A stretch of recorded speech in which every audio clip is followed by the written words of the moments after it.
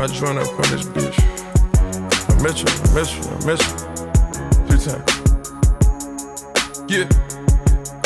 Sticking to the code, all these hoes for the street. I put it in her nose, it's gon' make her pussy leak. Pussy niggas told ain't gon' wake up at they sleep. You can't hear that switch, but you can hear them niggas scream. All my hoes do shrooms, nigga, all my hoes do coke. 20-carat ring, I put my fingers down her throat. If I lose a carat, she might choke. I know she gon' swallow, she'll go. Free band, nigga, bring the rats in. Got the shooters in the corner, like the pack in. She think cause she was at it, bitch, she attractive. That's that shit that get you put up at the section. And the model still the same. Ball like I won a championship game. You know these hoes hungry, they gon' fuck for a name. So guys, today we're going to be reviewing the Rfloxa or Rfloxa forks. We have 2 bikes here with them. They both set to the same settings, both on 72 volt Sur-Rons. So yeah, we'll see how it does on this big track.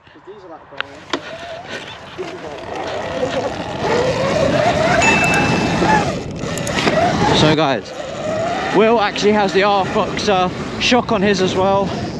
So this is a great time to review both. He has the 550 pound spring, which on this track is pretty good, but on the trails I think it's a bit firm. Although Will is a little bit heavier than me, but only by about 3 kilos or so.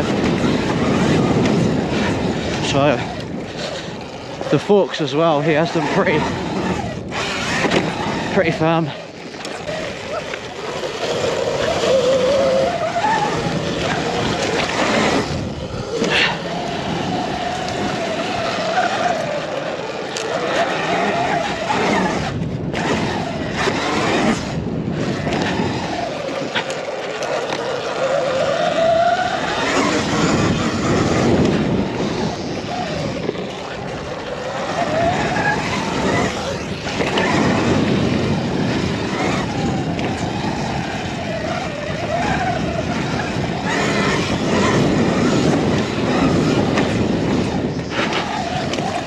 Now we're going to try the EXT shock paired with the Rfloxa forks on my brother's green 72 volt bike.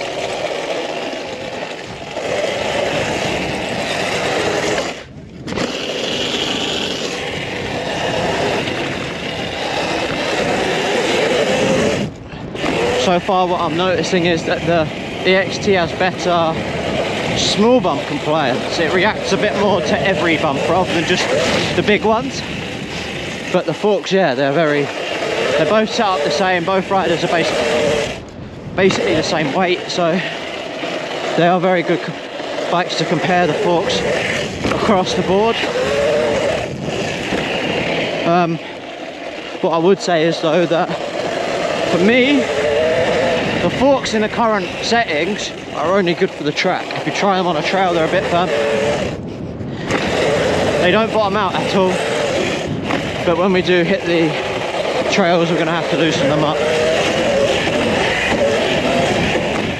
So while I quickly hop on my bike, I'm just going to voice it over and let you know some of the features that make the Rfloxa the best bang for buck shock and fork setup at the moment. So you get fully adjustable high speed, low speed compression and rebound on these forks. You also get CNC'd crowns. Yeah, they punch well above their weight in terms of performance, and you'll see in a little bit I head out with Will on his Rflo bike and on my brother's Rflo quick bike, and you'll see that on these big tabletops and big hits they still don't bottom out. But yeah, I'm having a few issues with my chain here.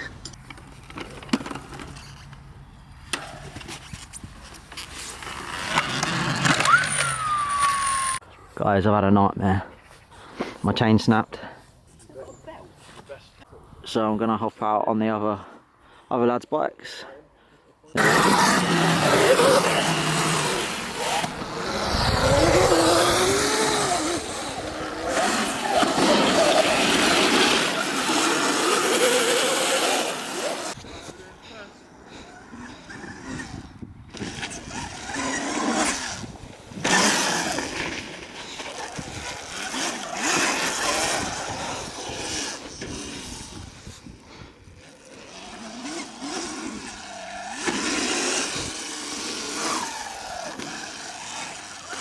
Got a manual!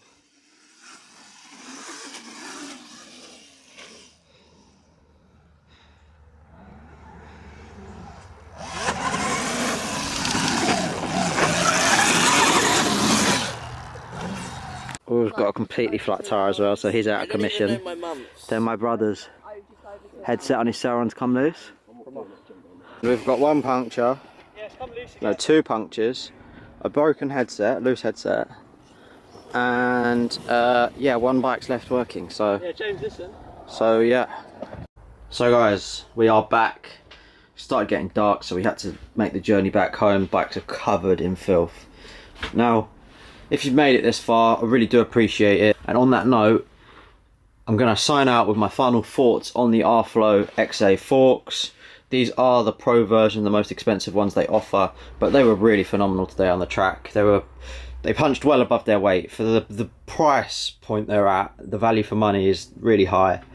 And yeah, if you're in the market for some forks, say you've got a budget of sort of £600-ish, 650, you'll be able to get a set of these forks. Now I do recommend that you grab them from the Rflo XA website. It'll be a link in the description below and the discount code on the screen, because you can save yourself some money if you buy it from there. But yeah, I'm really happy with them. My brother's really happy with his set on his bike, and so is Will. I've also got the shock. Now the shock does have high speed and low speed rebound and compression adjustment, just like the forks. That's the best bang for buck shock at the moment, I think, on the market. $199. You can also get a discount off of that using the code too. But yeah guys, next week I've got a bit of a fun video for you guys, because if you haven't seen already, I now have an 81.4 volt 45 or 40 kilowatt monocell battery in the Sting, so we'll be giving that a rip and we'll see what it's like. But as always guys, if you've enjoyed today's video, make sure you drop me a comment in the comment section below telling me which part was your favourite. Drop a thumbs up, and if you're new around here, hit that subscribe button. As always, thanks for watching, and I'll see you next week.